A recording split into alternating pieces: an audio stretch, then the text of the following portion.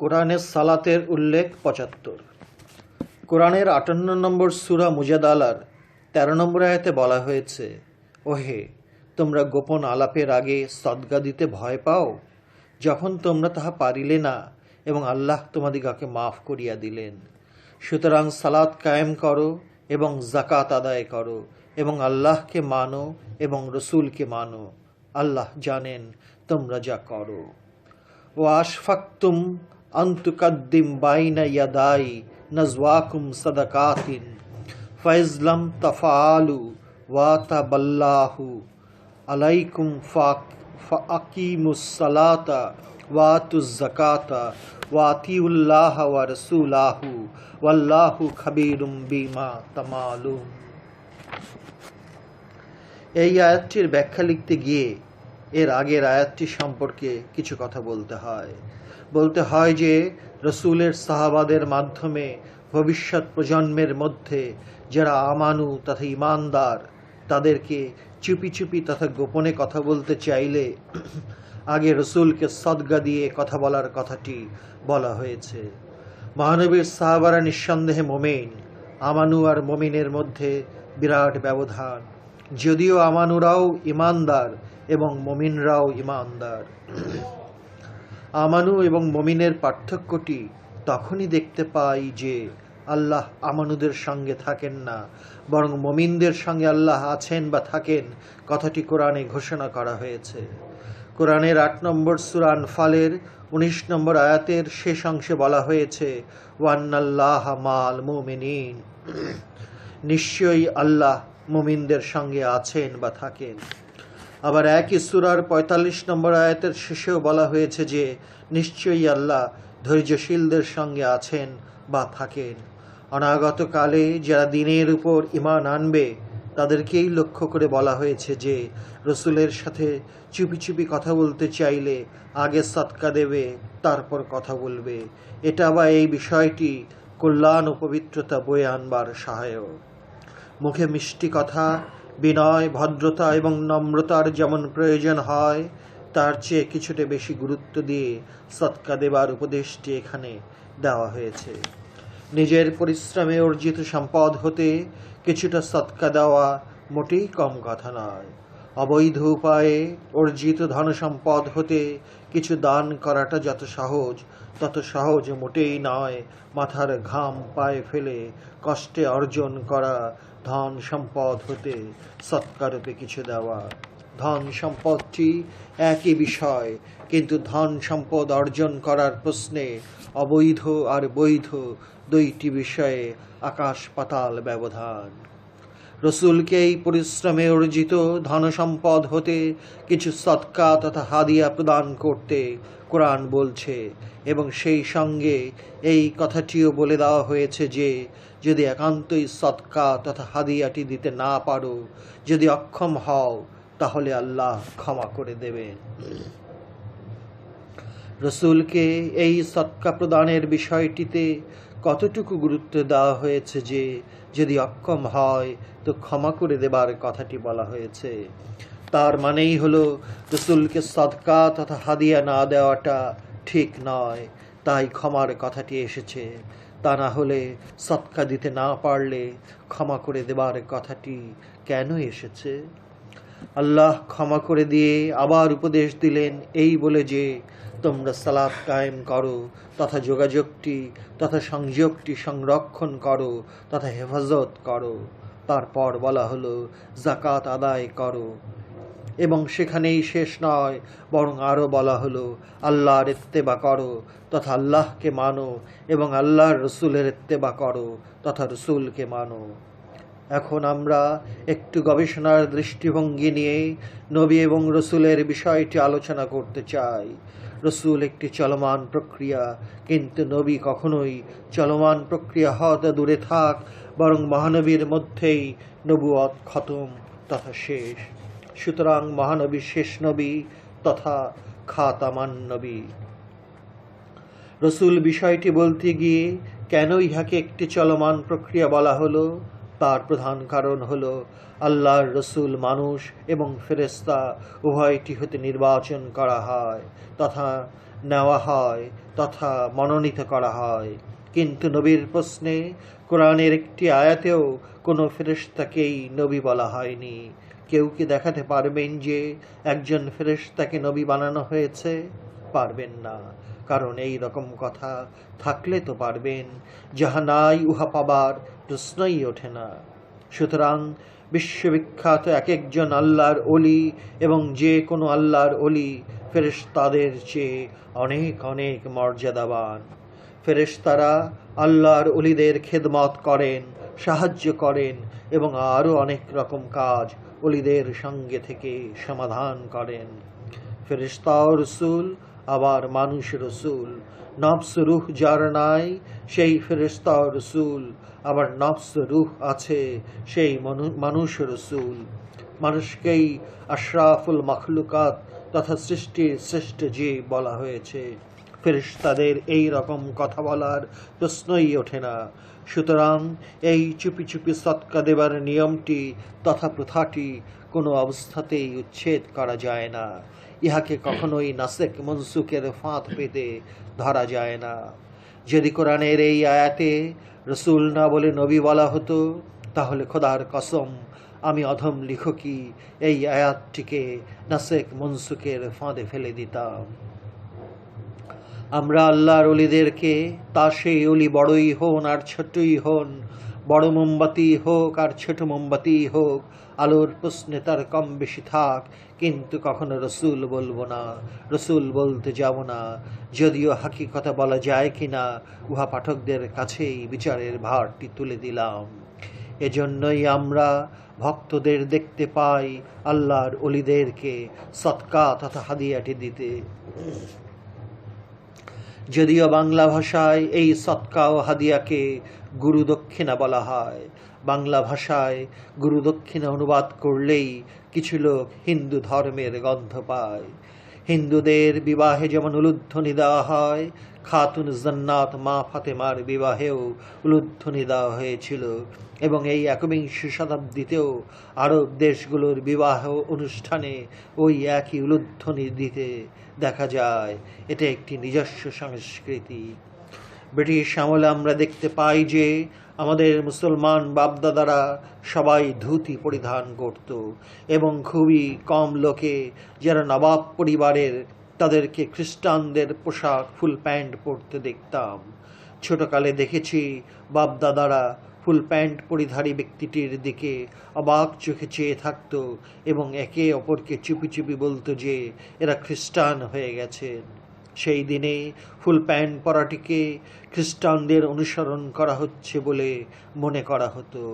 আর আজ চেয়ে দেখুন তো, ফুল প্যান্ট পরে মসজিদে নামাজ আদায় করাটা এখন একটি সাধারণ ব্যাপার। এখন যদি কেউ শখেও ধুতি পরিধান করে তো উল্টা প্রশ্ন করা হবে যে হিন্দুদের পোশাক কেন পরা হলো। এখন ধুতি পরাটার মানে হলো হিন্দুদের পোশাক পরিধান করা। বিবর্তনবাদের ধাপগুলো আমাদেরকে অবাক করে বই কি। সেই ব্রিটিশ আমল থেকেই মুসলমানেরা খোদা হাফেজ কথাটি বলতো, আর এখন খোদা হাফেজ বিদায় নিয়ে আল্লাহ হাফেজ এসে গেছে। এ যেন রুচির ডিজাইন বদলানো। তবে ফতোয়া দেওয়া হয়েছে যে আল্লাহ হাফেজ বলার মাঝে অনেক সওয়াব হাসিল করা যায়। খোদা শব্দটি ফার্সি ভাষার, সুতরাং ফার্সি ভাষায় খোদা হাফেজ বলার মাঝে সওয়াব থাকলেও উহা খুবই কম। দুঃখ হয় আল্লামা ইকবাল, মাওলানা জালালউদ্দিন রুমি, হাফিজ সিরাজি, সানাই ইত্যাদি ইসলামের মহামনীষীরা আল্লাহ হাফেজের এত বড় মর্তবাটি জানতেন না।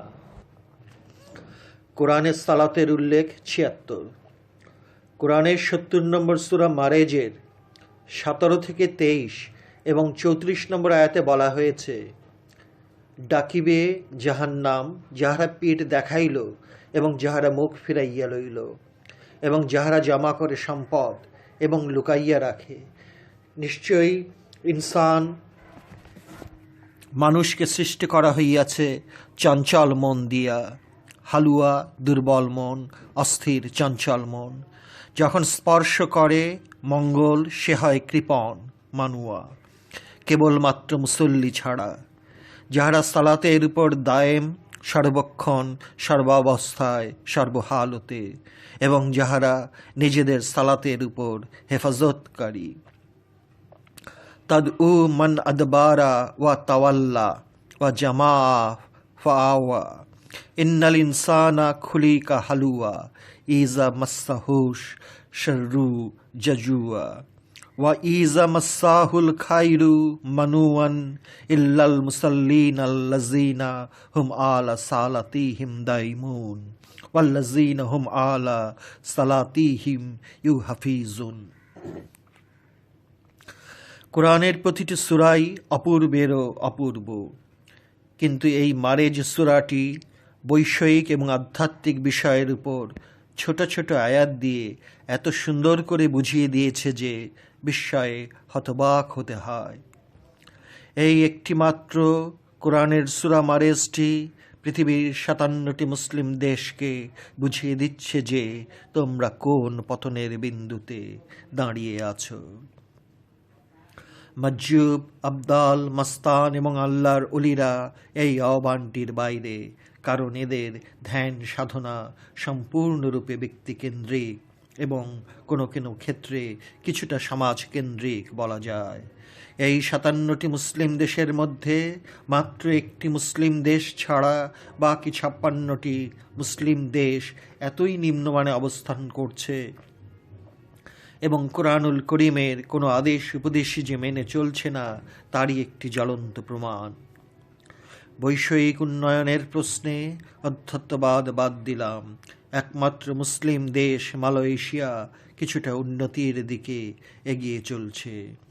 নেতৃত্ব যেখানে দুর্বল, রুগ্ন এবং লোভী, সেখানে একটি দেশের বৈষয়িক উন্নতির দিকে এগিয়ে যাওয়াটা বেশ কঠিন একটি ব্যাপার। মাত্র একটি নেতাও যে একটি দেশের চেহারা পাল্টিয়ে দিতে পারে তারই জ্বলন্ত প্রমাণ মালয়েশিয়ার প্রাক্তন প্রধানমন্ত্রী মাহাথির মোহাম্মদ। আমাদের বাংলাদেশও একটি সংখ্যাগরিষ্ঠ মুসলিম দেশ। সব নেতাদের পাইকারিভাবে বলছি না, বরং বেশ কিছু নেতা আছে যারা দুর্নীতির ময়লা পুকুরে হরদম ডুবেই থাকে।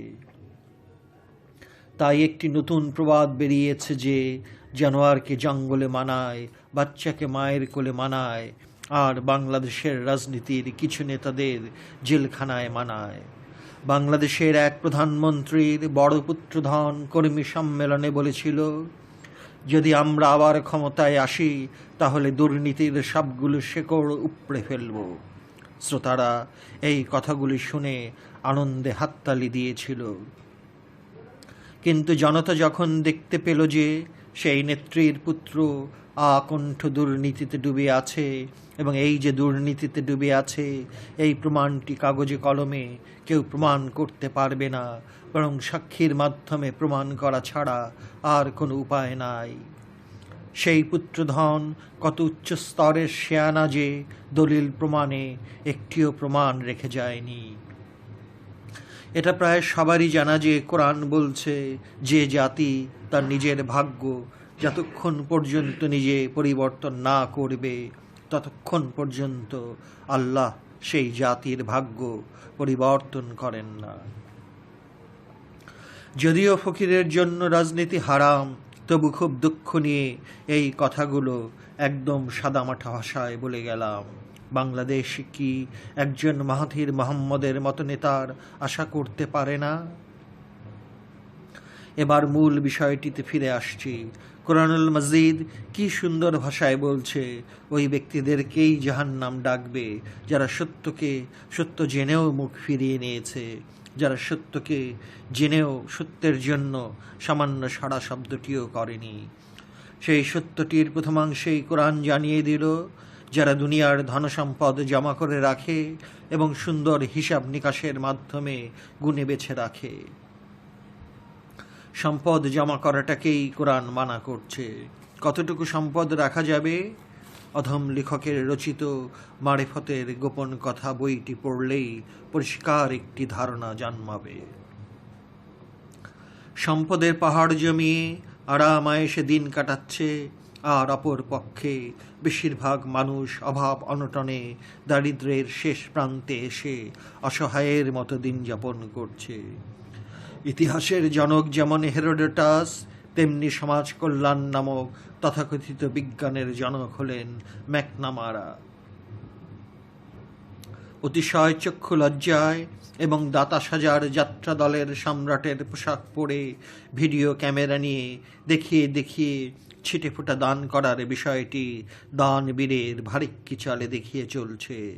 আফসোস এই জাতির জন্য পোড়া কপাইলাই নিঃস্বরিক্ত নির্যাতিত লাঞ্ছিত পদদলিত অসহায় মানুষগুলোর ম্লান মুখগুলো দেখে দেখে। বিবেকের আবরণটি কি এতই কঠিন, এতই শক্ত যে ওয়েল্ডিং মেশিন ছাড়া এদের দিলের জানালা ফাঁক করা মুশকিল? সরল জনতাকে যে এই ধনসম্পদ পুঞ্জীভূত করার প্রয়াসে কত রকম চিকন ধোঁকাবাজির খেলা খেলছে, কত রকম প্যাঁচঘোচের মিষ্টি মিষ্টি কথা শুনিয়ে আশার স্বপ্ন দিয়ে বিভোর করে রাখে। গরিবী হঠিয়ে দেব, কি সুন্দর বাক্যটি, কি সুন্দর বচন! অথচ যিনি গরিবী হটাবার ভাষণটি দিচ্ছেন তিনি পর্বত প্রমাণ ধন সম্পদ পুঞ্জীভূত করে রেখেছেন তথা জমা করে রেখেছেন। মানুষ কোনো কিছুরই মালিক নয়, এমনকি মানুষ তার নিজের মালিক নিজেই নয়, এটা প্রতিটি মানুষ পরিষ্কার বোঝে। তবু এই সম্পদ জমাকারীরা কোরআনে ব্যক্তি মালিকানা আছে প্রমাণ করার হরেক রকম দলিল দিয়ে যায়। ব্যক্তির অধীনে সম্পদ থাকাটিকে কোরআন মালিকানা বোঝায়নি, বরং আমানতদারি বুঝিয়েছে। তারই জ্বলন্ত প্রমাণ মহানবীর জলিল কদরের সাহাবা ফারুকে আজম হজরত ওমর ফারুকের জীবনটি দেখলেই পরিষ্কার বোঝা যায়। আমি ভালো করেই জানি যে আমার এই কথাগুলো, আমার এই বিলাপের কান্নাগুলো, আমার এই ব্যাখ্যা বিশ্লেষণগুলো কোনো কাজেই আসবে না, তবু সাক্ষী গোপাল করে রেখে দিলাম। এই সম্পদ জমাকারীরাই ধর্মের লেবাস পরিধান করে খাসির মাথা সামনে রেখে ভেড়ার মাংস বিক্রি করে। এরা নিঃস্বরিক্ত মানুষের বুকের উপর দাঁড়িয়ে ধর্মের ব্যাখ্যা দেয়। এরা ধর্ম নিয়ে ছিনিমিনি খেলা তো ভালো, বরং ধর্ম নিয়ে ডাকাতি করে। ধনসম্পদ আর ক্ষমতার লোভ যে কত ভয়ঙ্কর তা মাদক দ্রব্য সেবনকারীরা বুঝতেও পারে না। কোরআন কি সুন্দর করে বলছে, মুসল্লি হতে চাও তবে শোনো। মুসল্লি হবার ছোট ছোট নীতিগুলি জানিয়ে দিলাম।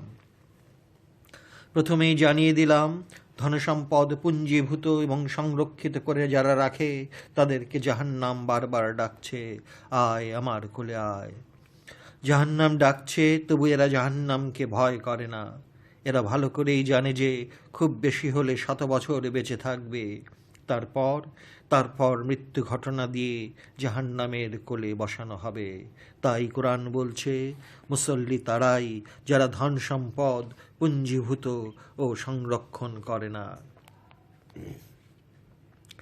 এরাও কোরআন পড়ে, এরাও মুসল্লির সংজ্ঞাটি ভালো করেই জানে। তাই এরা মুসল্লি সেজে এয়ার কন্ডিশনে মেজাজি মসজিদে মেজাজি নামাজ আদায় করে। মিনিট 10 এদের সঙ্গে চললেই পরিষ্কার বোঝা যায় যে এই মুসল্লি যারা সেজেছে তাদের ভেতরটা অহংকারের আগ্নেয়গিরির লাল আভা উদ্গীরণ করছে। এদের অহংকার, এদের গর্ব, এদের ঠাটবাট, এদের টাইস অ্যান্ড টুইস চলন বলন, ঢাকাইয়ারা চলন বলনকে টাইস অ্যান্ড টুইস বলে, এতই ভয়ঙ্কর যে আর কাছে থাকতে মন চায় না।